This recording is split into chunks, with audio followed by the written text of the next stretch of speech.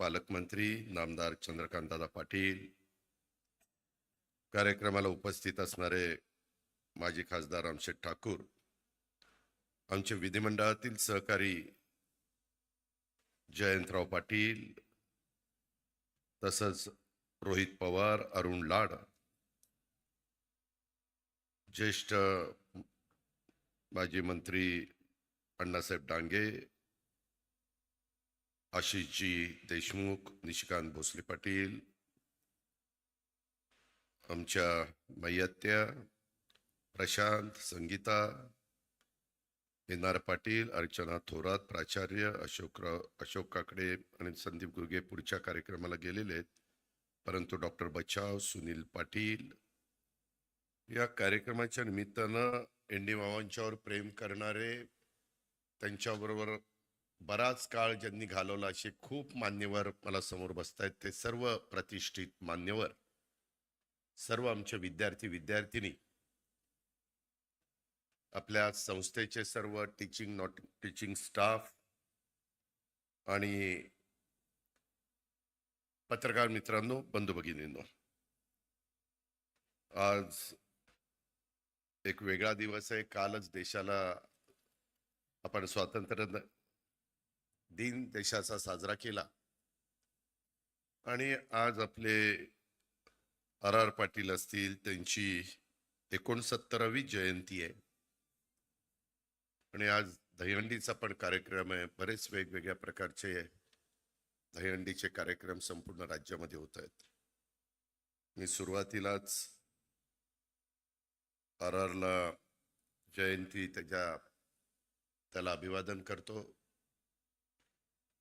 त्याचबरोबर दहीहंडीच्या आणि या बाकीच्या सर्व सणाच्या शुभेच्छा पण देतो. आणि माझ्या आधी इतक्या मान्यवरांनी भाषणं केली, एवढं काही सांगितलेलं आहे की माझ्याकरता काही राहिलंच नाही. मी खरं सांगू का, मी बोलणारा माणूस नाही, मी कामाचा माणूस आहे. मी कामात त्याच्यामध्ये समाधान मानतो. पण एक गोष्ट खरी आहे आत्यांनी सांगितलेली, कारण मी जसं मला जन्माला आलो तसं मी मायात्यांना मायात्या म्हणत आलो. त्याच्यामुळे मी काही सरोज पाटील आणि माई साहेब आणि माई वगैरे म्हणणार नाही. वास्तविक मी बघत होतो, तो रोहित माई माई करायचा, तो त्याची आजी आहे तरी माई माई करतोय. ठीक आहे, बघतो घरी गेल्यावर काय ते. त्याच्यामध्ये एकंदरीतच या सगळ्या गोष्टी घडत असताना एंडी मामांना तर आम्ही एंडी मामाच म्हणायचो. परंतु ह्या महात्मा फुले शिक्षण संस्थेच्या प्राध्यापक डॉक्टर एन डी पाटील विधी महाविद्यालय आणि श्रीमती सरोज नारायण पाटील माई मानसशास्त्र संशोधन केंद्र आणि प्राध्यापक डॉक्टर एन डी पाटील बहुउद्देशीय सभागृह याच्या उद्घाटनाच्या करता, भूमिपूजनाच्या करता संगीता आणि प्रशांत ज्यावेळेस माझ्याकडे आले, मधून अधून आम्ही भेटत असतो. शेवटी आम्ही परिवारातले आहोत आणि त्याच्यामुळं सुखदुःखामध्ये आम्ही एकमेकाच्या मध्ये सर्वांना आधार देण्याचं काम करत असतो.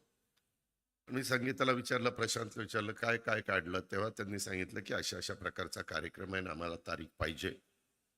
आणि मग ही तारीख जोडून दिली, कारण उद्याच त्याचा उल्लेख आपण सगळ्यांनी केला, अनेक माझ्या आधीच्या मान्यवरांनी केला, की कोल्हापूर सर्किट बेंच मुंबई हायकोर्टाच्या औपचारिक उद्घाटन या देशाचे सुप्रीम कोर्टाचे चीफ जस्टिस गवाई साहेब हे करणार आहेत. आणि त्याला मुख्यमंत्री, आम्ही दोन्ही उपमुख्यमंत्री, आमचे चंद्रकांतदादा पाटील, तिकडचे मुश्रीफ साहेब, प्रकाश आंबेडकर, आम्ही सगळेच त्याला जाणार आहे, कारण तो आपल्या सगळ्यांच्या दृष्टीने एक महत्वाचा कार्यक्रम आहे. आणि गवाई साहेब तर आजच मुक्कामाला येतात असं मगाशी मला तिथं कलेक्टर आणि बाकीचे सगळेजण सांगत होते. आणि मग त्याला जोडून म्हणलं आज हा कार्यक्रम घ्यावा आणि आपण एवढ्या मोठ्या संख्येने इथं उपस्थित राहिलात त्याबद्दल मी आपल्या सगळ्यांचं सुरुवातीलाच मनापासून स्वागत देखील करतो. ज्येष्ठ विचारवंत, निर्भय, लढवय्ये आणि शिक्षण प्रेमी म्हणून आपण डॉक्टर एन डी पाटील सरांच्या विचाराचं, कार्याचं सर्वप्रथम कृतज्ञपूर्वक मी स्मरण करतो आणि या निमित्तानं त्यांना देखील विनम्र अशा प्रकारचं अभिवादन करतो. दिवंगत इंडी मामांनी आयुष्यभर, म्हणजे आम्ही तर इतकं लहानपणापासून आमच्या मुंबईला जायला आम्हाला सुरुवातीच्या काळामध्ये एकच घर होतं. ते म्हणजे पूर्व विले पार्ले. आणि त्या पूर्व विले पार्लेमध्ये आमच्या वडिलांनी आम्हाला पत्ता तोंडपाठ करून सांगितलेला होता, तोंडपाठ करायला लावलेला होता. हनुमान निवास, हनुमान रोड. आणि ते ह्यांचं निवास इंदुलकरांचं, इंदुलकर निवास, हनुमान रोड, पूर्व विले पार्ले, मुंबई, झूच्या जवळ. अशा पद्धतीनं आम्ही दर उन्हाळ्यामध्ये तिथं सुट्टीला जायचो. सुहास असायचा, प्रशांत असायचा. चंद्रकांत दादा पाटील, तुम्ही सांगितलं मी गिरणी कामगारांचा मुलगा, आम्ही एवढ्या घरात राहायचो. आम्ही देखील तिथं माझ्या माहितीप्रमाणे 2च खोल्या होत्या, 2. आम्ही प्रशांत कित्येकदा गॅलरीमध्ये झोपायचो, विचारा त्याला. म्हणजे आम्ही पण फार काही वर्ण पडलेलो नाहीये. नाही, सांगतोय की आम्ही पण काही तोंडात काय सोन्याचा चमचा घेऊन जन्माला आलेलो नाहीये. आता नंतर रोहितच्या वेळेस परिस्थिती बदलली, ती गोष्ट मी घेते, खोलात जात नाही. पण आम्ही पण अतिशय, प्रशांत ते वरच्या मजल्यावर जायला तर पायऱ्याही नसायच्या, ते सांगाडं होतं त्याच्यावर आम्ही पाय ठेवून जायचो. जाऊ दे, आता तो विषय काढत नाही. परंतु सांगायचं तात्पर्य की एन डी मामांनी आयुष्यभर शेतकरी, कामगार, वंचित, दुर्बल घटकांच्या हक्कासाठी लढा दिला. आणि त्यांनी कायमच दीनदुबळ्यांचा कैवार घेतला. म्हणजे 78 ते 80च्या काळामध्ये पुलोदचे मुख्यमंत्री ज्यावेळेस पवारसाहेब झाले, त्यावेळेस 2 जागा कॅबिनेट मंत्रिपदाच्या शेतकरी कामगार पक्षाला आणि 1 राज्यमंत्रीपदाची दिलेली होती. गणपतराव देशमुख एक कृषी मंत्री होते, आमचे एन डी मामा सहकार मंत्री होते, सेवा सदनला राहत होते, काळ कमी होता. आणि 1 राज्यमंत्री होते आमच्या मराठवाड्याचे, देशमुख साहेब. असे 3 जण त्या मंत्रिमंडळामध्ये होते. परंतु फार साधी त्यांची राहणी, आणि सतत लोकांचे प्रश्न. त्यांनी कधी सुहास काय करतोय, प्रशांत काय करतोय, कधी त्या ठिकाणी लक्ष दिलं नाही. हे सगळं आमचं मायात त्यांनी बघितलं. मायात त्यांनी ते ज्या शाळेत होते त्या शाळेची पण जबाबदारी घेतलेली, मुलांची पण जबाबदारी घेतलेली, सगळं काही हा गाडा चालवण्याचं काम हे आमच्या आत्यांनी केलं. आणि तो सगळा गेल्या अनेक वर्षाचा काळ ह्या सगळ्या मान्यवरांची भाषणं चालू असताना माझ्या डोळ्यासमोर येऊन गेला. मी बघितलंय समाजामध्ये 2 प्रकारची माणसं असतात. काही जणांच्याकडे सत्ता असते, मोठी पदं असतात, आणि त्या त्या भागाचं नेतृत्व ते करत असतात, त्यामुळं त्यांना समाजामध्ये मान असतो. ही गोष्ट नाकारू शकत नाही. का मान असतो? तर त्यांच्याकडे सत्ता असते, सत्तेतनं आपल्याला काहीतरी काम मिळेल, आपली कामं होतील, हा एक स्वार्थ देखील असतो लोकांचा, आणि त्याच्यामुळे त्यांना मान मिळत असतो. पण दुसऱ्या प्रकारचं व्यक्तिमत्व असं असतं, आणि जे इंडी मामांचं आम्ही बघितलंय, ते पद किंवा सत्तेच्या आधारावर नाहीये, तर स्वतःचं कर्तृत्व, गुण, त्याग आणि नैतिकतेच्या जोरावर लोकांच्या मनावर अधिराज्य ते गाजवतात. कारण अशा व्यक्तींचा समाजातला एक वेगळाच दरारा असतो, आणि त्यांच्याविषयी एक आदरयुक्त भीती देखील असते. कारण त्यांचा शब्द हा आणि कृती दोन्ही जनतेच्या करता असतात. आणि तेच फार जवळनं लहानपणापासून शेवटपर्यंत, जोपर्यंत मामा आपल्यात हयात होते तोपर्यंत आम्ही एन्नी मामांच्याकडं पाहायचो. एन्नी मामा दुसऱ्या प्रकरणामध्ये मोडतात, आणि त्यांचं ते व्यक्तिमत्व तसं होतं. त्यांनी रस्त्यावरची खूप जन आंदोलनं केली, आणि जितकं प्रभावी नेतृत्व दिलं तितकंच सभागृहामध्ये देखील त्यांची भाषणं अतिशय मुद्देसूद, अभ्यासपूर्ण आणि प्रभावी मांडणी, आणि लोकांचे प्रश्न तडीच न्यायचे. म्हणजे मामा जर बोलायला लागले तर समोर सगळा पिन ड्रॉप सायलेन्स असायचा, सभागृह सगळं अतिशय शांततेने ते सगळे विचार ऐकायचे. त्यावेळेस काही याचे मोबाईल, व्हिडिओ किंवा वेगवेगळ्या प्रकारच्या गोष्टी त्या बाबतीमध्ये नसायच्या. सोशल मीडिया वगैरे काहीच तसले प्रकार नव्हते, आणि त्याच्यामुळं ह्या सगळ्या गोष्टी त्यावेळेस चालायच्या. केशवराव धोंडगे, एन डी पाटील साहेब, दत्ता पाटील साहेब, असे कितीतरी मान्यवरांची नावं तिथं घेता येतील. आणि त्यामुळं एनडी मामांच्या बद्दल त्यांच्याविषयी आपल्या मनामध्ये कायम एक आदरयुक्त दरारा राहिलेला आपण बघितला. आदरणीय पवार साहेब हे चेअरमन आपले अध्यक्ष होते रयत शिक्षण संस्थे, आजही आहेत. आणि ते त्यावेळेस चेअरमन असायचे. त्यावेळेस पतंगराव कदम ते मिटिंगला असायचे, आम्ही सगळे मिटिंगला असायचो. आणि त्यावेळेस जे काही चालायचं, नेहमी रयत शिक्षण संस्थेचं हित कशात आहे, आपल्या मुलांचं मुलींचं सर्वसामान्य जनतेच्या मुलांचं हित कशात आहे हे ते त्या ठिकाणी बघायचे.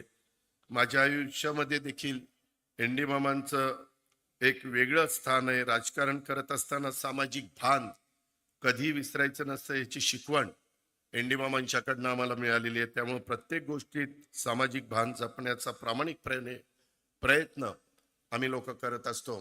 आत्ता पण बोलत असताना आत्यांनी इतकं माझ्याबद्दल सांगितलं, अजितकर कोण जाणार, कोण सांगणार, आणि मग कोण जायला तयार नाही. त्या सगळ्या विद्यार्थ्यांना वाटेल यायला ही कसला माणूस आहे, ह्याला कुणी जायलाही घाबरत आहे. अरे शाण्यांनो, मला जर घाबरत असते तर 8 वेळेला बारामतीतनं लाखाच्या मतांनी निवडून नसतो आलो. ज्या अर्थी 8 वेळेला लोक मला निवडून देतात, आणि त्यावेळेस तर 91ला देशात पहिल्या क्रमांकाच्या मतांनी काँग्रेस पक्षामध्ये मी खासदारकीला निवडून आलो होतो. मी सुरुवातीला सांगितलं, मी कामाचा माणूस आहे, मी फटकळ आहे. कुठली गोष्ट मला नाही आवडली तर मी तिथल्या तिथं त्या गोष्टी बोलून दाखवतो. परंतु तो जर माझा स्वार्थ नसतो, त्याच्यामध्ये जनतेनी, म्हणजे माझं स्वतःचं सांगणं, इथं आता आमचे हायर अँड टेक्निकल एज्युकेशनचे मिनिस्टर पण आहेत. दादा, आपल्याला कुठल्याही परिस्थितीत सिव्हिक सेन्स हा एक विषयच ठेवला पाहिजे. आज काही तुम्ही बघा, नागरिक भान, नागरिक त्यांचं जबाबदारीची जाणीव हे बऱ्याचदा नसते. आणि मग त्याच्यामुळे इतका वेगवेगळ्या प्रकारच्या गोष्टी आपल्याला सगळ्यांना पाहायला मिळतात.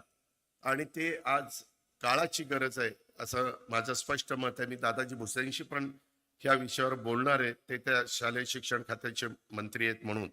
आणि त्याच्यामुळं ह्या काही गोष्टी आपल्याला जसं समाजामध्ये वावरत असताना जाणवतात, तशा प्रकारचे काही निर्णय राज्यकर्ते म्हणून आपण सगळ्यांनी घ्यायचे असतात.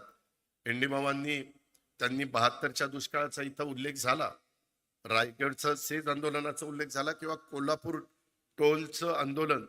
मी त्यावेळेस म्हणत होतो की बाबा, असं जर टोलचं आंदोलन करायला लागले तर सगळेच आपल्या भागामध्ये रिंग रोड करून घेतील, सगळं होय होय करतील, आणि रिंग रोड तयार झाला की म्हणतील आता आम्ही टोल देणार नाही, एक नवी पद्धत पडेल. परंतु शेवटी एनडी मामांनी आणि कोल्हापूरकरांनी सगळ्यांना वाकायला लावलं, आणि त्या पद्धतीनं तो निर्णय पण त्यांनी करून घेतला. आज कोल्हापूर उच्च न्यायालय खंडपीठाची चळवळ ही त्यांनी इतकी आग्रहपूर्वक मांडलेली होती. खरोखरीच म्हणतात की गेलेली व्यक्ती वरनं पाहत असते, आणि त्याच्यावर ज्यांनी ज्यांनी आंदोलन केली त्याच्यामध्ये विशेषतः एनडी मामा, उद्याचा तो कार्यक्रम बघून त्यांना वर का होईना समाधान वाटेल. परंतु त्यांनी कधी त्याच्यामध्ये नारळ फोडला पाहिजे, हळद कुंकू वाहिली पाहिजे वगैरे असला कधी त्यांचा अंधश्रद्धेवर तर अजिबात विश्वास नव्हता. आत्ता पण आम्ही डायरेक्ट टिकाव टाकला, नारळ नाही, तांदूळ नाही, हळद नाही, कुंकू नाही, काही नाही. बाकीची तर मात्र एवढी ते काय काय काय काय बांधतात. मी बांधल्यात ते आता मला राख्या बांधतात माझ्या लाडक्या बहिणींनी. मी काय ते सलग गंडा कंडा बिंडा काही कुणाला घालत पण नाही, मी स्वतः पण घालत नाही. पण कुणाला कुठे त्याच्यामध्ये त्यांचं वीज दर कपातीच्या बद्दलचं पण आंदोलन, किंवा आता मला मागाशी माझे सीमा प्रश्नाच्या संदर्भातले काही मान्यवर इथं भेटले, त्यांनी पण इथं ते आलेत, बेळगाव एकीकरण समितीचे लोक. मी त्यांचंही स्वागत करतो. ते खूप वर्षाचं आपल्या सगळ्याच महाराष्ट्राच्या जनतेचं अधुरं राहिलेलं काम आहे.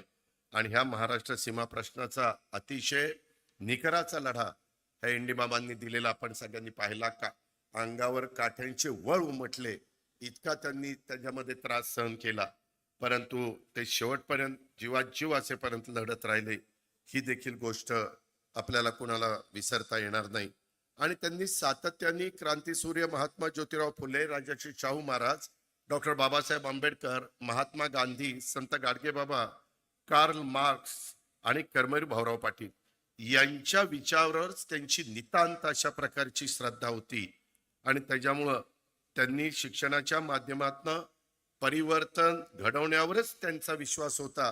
वाळवा शिराळा परिसरामध्ये गरीब मुलांच्या करता उच्च शिक्षण मिळावं म्हणून महात्मा फुले शिक्षण संस्थेची त्यांनी उभारणी केली आणि ह्या संस्थेच्या मार्फतच आता आपण इस्लामपूर म्हणतो, परंतु लवकरच त्याचं ईश्वरपूर होणार आहे. आणि काही लोक उरून इस्लामपूर म्हणायचे, तर आता उरून ईश्वरपूर अशा पद्धतीनं आम्ही त्याचं नाव द्यायचं ठरवलेलं आहे. मुख्यमंत्र्यांनी पण तशा प्रकारचे आदेश हे दिलेले आहेत. चंद्रकांत दादा पाटलांचंही तिकडे लक्ष आहे, मी पण लक्ष आहे. सोमवारीच आम्ही त्याच्या संदर्भातली बाकीची फाईल ही तयार करतोय आणि तशा पद्धतीनं हे इथं ह्या महाविद्यालयाची स्थापना झालेली आहे.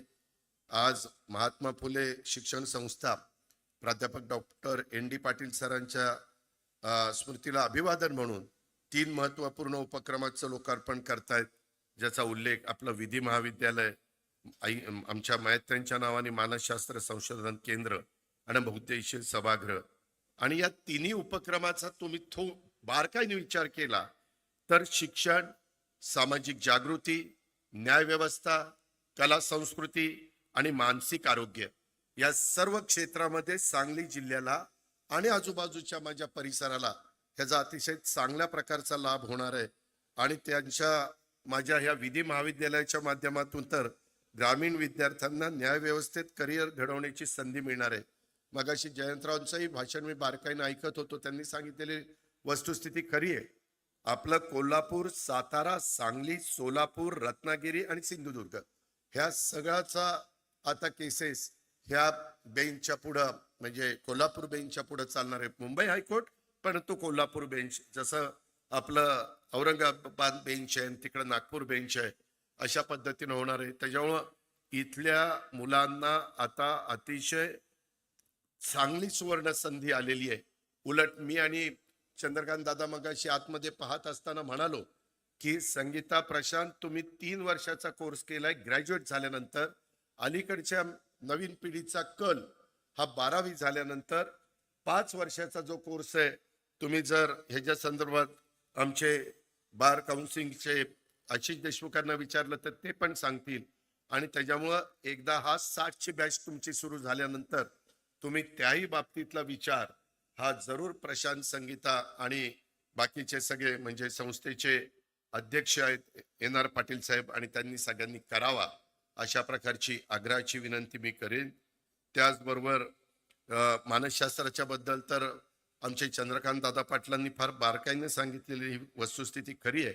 आणि मी मायत्यांचं एक बघितलं, मायत्यांनी आयुष्यभर ND मामांची सावली बनून त्यांच्या सारख्याच त्या निर्भय आणि लढवय्या योद्ध्याला त्यांनी अतिशय चांगल्या प्रकारची साथ दिलेली हे शेवटपर्यंत आम्ही पाहत आलेलो आहे.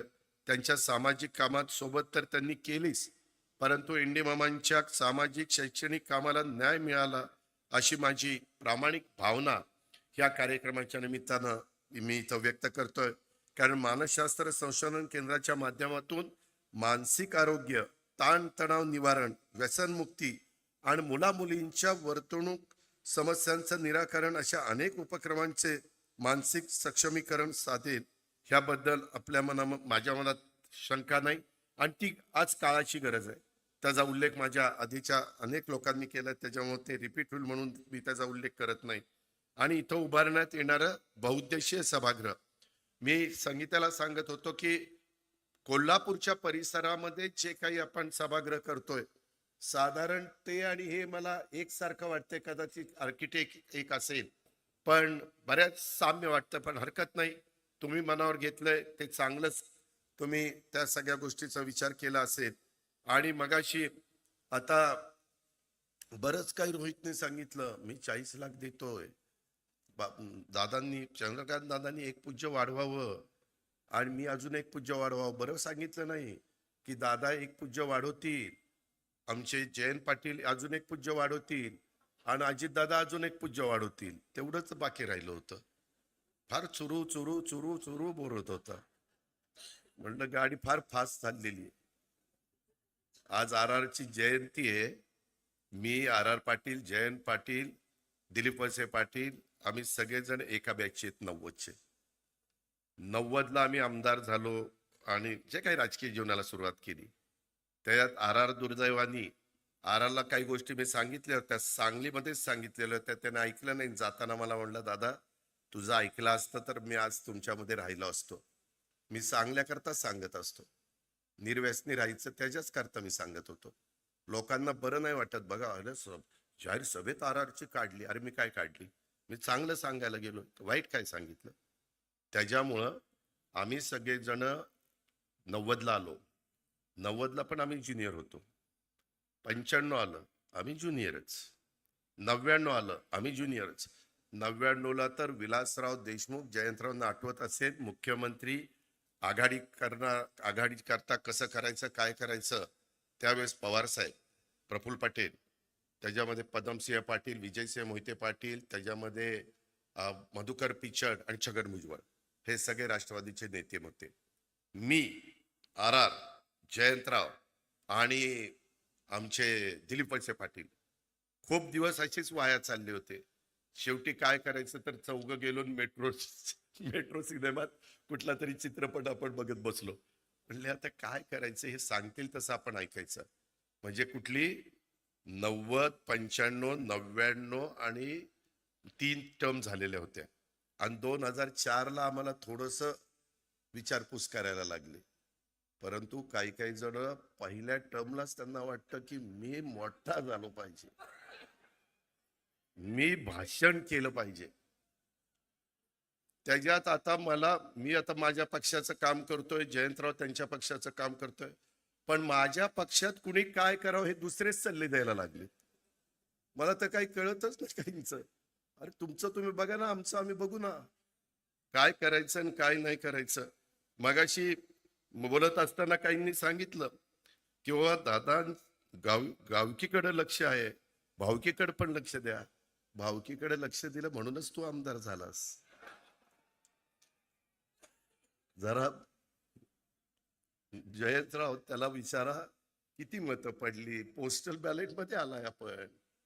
त्याच्यामुळं माझ्या कुणी माती लागू नका, तुम्ही तुमचं काम करा.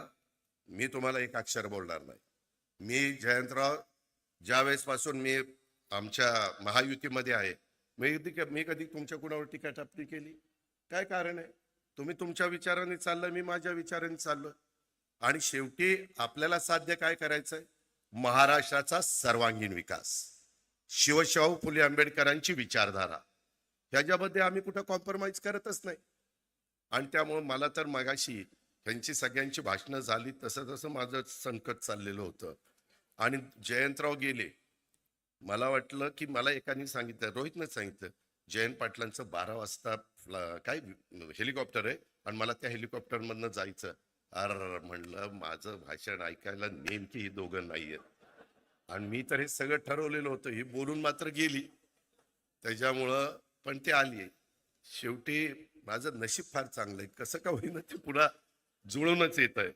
मित्रांनो, मला एवढंच सांगायचं, मगाशी ह्यांनी तर महाशयांनी सांगितलं, आवाजात प्रेमळपणा असलेलं देखणं नेतृत्व. जयंतराव पाटील, आम्ही काही देखणे नाही काय? वाळव्याला बोलवायचं, इथं बोलवायचं, आमचीच बिन पाण्यानी करायची ही देखणा. आणि आम्ही काय बिन देखणा आहे? तुला बघतोच, ये माझ्याकडे कसं काय येते. मित्रांनो, गमतीचा भाग जाऊ द्या, परंतु एकंदरीत माझा बरेच विद्यार्थी बसलेत. मला त्यांना सांगायचं की बाबांनो, आज इथं कर्मवीरांच्या नावाने स्पर्धा केंद्र आहे. आणि इथं माझ्या सांगली जिल्ह्यातले, माझ्या कोल्हापूर जिल्ह्यातले बरेच विद्यार्थिनी, जे सर्वसामान्य मुलं आहेत, गरीब आहेत, आई वडील गरीब असल्यामुळं त्यांना आज शिक्षणाचं महत्व तुम्हाला सगळ्यांना कळलं. आज ज्ञान हे इतकं महत्वाचं आहे की तुम्ही ज्ञानी असाल तर तुम्ही कुठं जाल, हे आज जगाने सिद्ध करून दाखवलंय. आता AI, आर्टिफिशियल इंटेलिजन्स, हा प्रोग्राम देखील आलेला आहे. आता त्याच्यात पण आपल्याला सगळ्यांना लक्ष घालायचं. आम्ही ऑलरेडी लक्ष घातलेलं आहे. राज्य सरकारमध्ये मुख्यमंत्री, आम्ही दोन्ही उपमुख्यमंत्री, आम्ही सगळ्यांनी बजेटमध्ये त्याकरता 500 कोटीची तरतूद केली. मी अनेकदा महाराष्ट्रात जातो आणि सांगतो की हे कमी पडले तर पुन्हा मी नागपूरच्या बजेट अधिवेशनामध्ये त्याच्यात अजून अधिकचा निधी देण्याचं काम करील. परंतु आपली मुलं मुली ते शिक्षण त्यांनी घेतलंच पाहिजे. आज कर्मवीर स्पर्धा केंद्र जिल्ह्यात 1 नंबर आहे. मी खरोखरीच त्यांचं अभिनंदन करतो. विशेषतः केंद्र चालवणारे जे कोणी मान्यवर आहेत, ते शिकवणारे शिक्षक आहेत, त्यांचं मी मनापासून अभिनंदन करीन. कारण आता 130 विद्यार्थी परवाच निकाल लागला आणि ह्या आमच्या कर्मवीर स्पर्धा केंद्राचे 130 विद्यार्थी वेगवेगळ्या खात्यात अधिकारी झाले. सकाळी पहाटे 5ला हे उघडतं. तुमचं आमचं नक्की जमन. मी पण पहाटे 5ला उठतो आणि कामाला सुरुवात करतो. त्याच्यावर 5ला हे स्पर्धा केंद्र उघडतं आणि रात्री 11ला बंद होतं. फी फक्त 20,000 रुपये ठेवलेली आहे वर्षाला. उत्तम ग्रंथालय तुमचं, उत्तम अभ्यासिका आहे. आणि ह्या सगळ्या गोष्टी पाहिल्यानंतर आम्हाला चंद्रकांत दादांना, आम्हाला सगळ्यांनाच या गोष्टीचं समाधान आहे. आणि त्याच्यामुळं जे कोणी अधिकारी आणि सगळे, आणि एक मुलांनो लक्षात घ्या, हे आता तुम्ही ओरडताय ना हो करून काय काय काढतात ते आवाज, परंतु त्याच्यात मुलींचा आवाज नाही, फक्त पोरांचा आवाज आहे. सध्या काय व्हायला लागलंय, आता पण स्पर्धा परीक्षेत आमच्या मुलीच मुलांच्या पेक्षा जास्त पुढे आल्यात. का तर मग बघ, ह्या टाळ्या माझ्या मुलींच्या आहेत आणि मुलं ओ ओरडा, नुसतं ओरडा शहाण्यांनो, ह्या जातील पुढं आणि मग मुली ठरवतील मला कसला मुलगा पाहिजे. आणि मग तुमची इतकी वाईट हाल होईल की ते तुम्हाला नाकारतील. ह्या मला चालत नाही, हा तर अजिबात चालत नाही. त्याच्यामुळे ओरडाओरडी करायचं बंद करा. जरा त्यांच्यासारखं अभ्यासात लक्ष द्या. ओरडायला बरेच नंतर पुढचे दिवस आहेत, एवढी गोष्ट लक्षात ठेवा. मित्रांनो, ह्याच्यामध्ये अधिक मी बोलत नाही, परंतु आजचे जे काही उपक्रम बघितले हे केवळ लोकार्पण किंवा इमारतीचे नाही, किंवा सामाजिक कल्याणाच्या नव्या पर्वाची ही सुरुवात आहे. संघर्ष आणि विचारांचा वारसा पुढे नेण्याबरोबरच प्रेरणेच्या कृतज्ञते आणि नव्या वाटचालीचा संकल्प आहे. मला एक गोष्ट सांगायची, मगाशी चंद्रकांत दादा पाटील पण संगीताला विचारत होते की किती खर्च येणार आहे. संगीताने सांगितलं 10 कोटी. त्याच्यात रोहितने डिक्लेअर केलं 40 लाख रुपये, की लगेच आमच्या दादांनी हिशोब केला, म्हणजे 9,60 द्यावे लागतील. परत म्हणले नाही, अजून जयंतराव काय बोलतायत ते बघू. हा नाही, रामशेठ त्यांचं 1 कोटी. रामशेठने पहिले पण 1 कोटी दिलेलेच आहेत. म्हणजे त्यांनी, म्हणजे असला कर्णाचा अवतार तर मी दुसरा कुठंच बघितलेला नाहीये. म्हणजे खरंच दिलदारपणा. पैसे तर सगळेच कमवतात, वर तर 1 रुपया कोणी घेऊन जात नाही. अरे पण द्यायची दानत असावी लागते, ती दानत ह्या माणसामध्ये. म्हणून मी त्यांचं महाराष्ट्रातल्या तमाम 13 कोटी जनतेच्या वतीनं अभिनंदन करतो. त्यावेळेस दादा मला म्हणले की 40 कमी होतील आणि त्याच्यामुळं 8-60 पर्यंत आता भागेल. तर संगीता नाही, मला 10च पाहिजे, मला 10च पाहिजे. मी आपलं ऐकत होतो त्या दोघांचं काय चाललं होतं. आता असं ठरलंय माझं दादांचं, दादा 31 मार्च पर्यंत तुम्हाला जो डीपीसीचा निधी आलाय त्याच्यातनं 5 कोटी रुपये द्या. त्याच्यामध्ये तुम्हाला ती विशेष बाब करावी लागेल. ती कोणतरी विशेष बाब करण्याचा अधिकार हा नियोजन खात्याला आहे. नियोजन खात्याचा मंत्री कोणतरी अजित पवार आहे वाटतं, तर त्याच्याकडे पाठवून द्या. त्याला मी सांगतो विशेष बाब म्हणून सही कर, आणि मग तो माझा ऐकेल, तो सही करेल. आणि मग ते 5 कोटी संगीता आणि प्रशांत 31 मार्च पर्यंत खर्च करा. काम दोरी ओळंब्यात करा. काम दर्जेदार झालं पाहिजे. उद्घाटनाला आम्हीच येणार आहे, त्याच्यामुळं त्या ठिकाणी तुम्ही बोलवा किंवा न बोलवा, मीच फित कापायला येणार आहे. त्याच्यामुळं त्यावेळेस मी बारकाईनं बघीन. आणि 1 एप्रिलला नवीन ज्या वेळेस वर्ष सुरू होतं त्यावेळेस दादा, आम्ही पूर्ण राज्यातल्या 36 जिल्ह्यांना जो काही निधी देतो डीपीसीचा, तो तुमचा अधिकार असतो. त्याच्यामध्ये आता तुम्ही 5 सांगितलं म्हणून मी बोललो, पण तो निधी देताना जो काही मी निधी, आपण त्या मिटिंगला जयंतरावांना माहिती, जयंतरावांनी पण 9 वेळेला अर्थसंकल्प सादर केला. तो निधी देत असताना जी रक्कम येईल त्याच्यात अधिक 5 कोटी मी वेगळे ह्या कामाला देईन. त्याच्यामुळं यांच्या 2 वर्षात व्यवस्थित संगीता, प्रशांत तुम्ही काम करून टाका. आणि ते 140 जे आहेत त्याच्यात अजून ते बाकीचं काही तुम्हाला त्याच्यामध्ये करायचं असेल त्या पद्धतीनं करा, किंवा संस्थेला पैसे निधी लागतोच, त्याच्यामुळं ही जबाबदारी. नाहीतर मग जयंतरावांनी सांगितलेलंच आहे पुढं कसं करायचं, मग त्यांचा सल्ला घ्या की एक 1,60,00,000चं काय करायचं. त्यांना म्हणजे बारकाईनं ते त्याचा सल्ला देतील. अशा पद्धतीनं ते काम आपण करूया, अशा प्रकारची माझी विनंती आहे. माझं दुसरं एक तुम्हाला सगळ्यांना सांगायचं होतं. काय झालं मधल्या काळामध्ये आपल्या इथं पत्री सरकारांचा उल्लेख झाला, क्रांतिसिंह नाना पाटलांचं. त्यांचं मौजे बहे तालुका वाळव्याला नियोजित स्मारक आम्ही डिक्लेअर केलंय. परंतु मी कलेक्टरला सांगतोय, प्रांताला सांगतोय, मामलेदारला सांगतोय, आता जी जागा आहे तिथं पाणी येतंय, महापूर आल्यानंतर तिथं पाणी असतंय. आणि सरकारने मागच्या काळामध्ये एक निर्णय असा घेतलाय की एखाद्या मोठ्या व्यक्तीची 2 स्मारकं त्या ठिकाणी करायची. आणि सांगली जिल्ह्यात महाराष्ट्र शासनाच्या वतीनं क्रांतिसिंह नाना पाटील यांचं मूळ गाव येडेमचिंद्र, ह्याच्यामध्ये जयंतरावांना आठवत असेल किंवा त्यांनीच त्यावेळेस केलं असेल, 2008ला 75 गुंठ्यामध्ये तिथं वाळव्याला हे स्मारक झालंय. आणि नंतर कुंडल तालुका पलूसला मला वाटतं पतंगराव त्या जयंतरावांनीच ते दुसरं एक स्मारक केलं. तर आता मौजे बहे ते येडे मच्छिंद्र 9.5 किलोमीटर आहे, बहे ते कुंडल 19 किलोमीटर आहे. आणि राज्य सरकारचा तर तसा आदेश आहे, त्याचा मला हे पण GR पण मिळालेला आहे. माझी अशी विनंती होती, मी डिक्लेअर केलं त्याच्यापासून बाजूला जाणार नाही. आम्ही महायुती सरकारमध्ये जे काही सांगतो ते करण्याकरता कसोशीनं सगळे प्रयत्न करत असतो. पण त्या संदर्भात आता आपल्या इथं वाघवाडी फाटा तालुका वाळवा जिल्हा सांगली इथं महाराष्ट्र शासनाच्याच वतीनं त्यावेळेस सदाशिवराव खोत मला वाटतं कृषी राज्यमंत्री होते, त्यांनी Krantisinh Nana Patil food technology college पेठ येथे होणार आहे, त्या ठिकाणी देखील आपण क्रांतिसिंह नाना पाटलांचं स्मारक त्या बाबतीमध्ये करू शकतो. आता इथं क्रांतिसिंह नाना पाटील जन्मभूमी स्मारक समितीचे बहेचे काही मान्यवर विनायकराव किंवा इतर मान्यवर सगळे आलेले आहेत.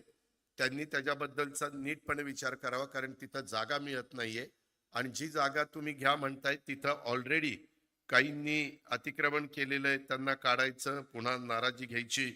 ह्याबद्दल का मी आता एक सुचवलेलं आहे की वाघवाडी फाटा इथं आपण त्या बाबतीमध्ये करू. आमची दोन्ही पण तयारी आहे.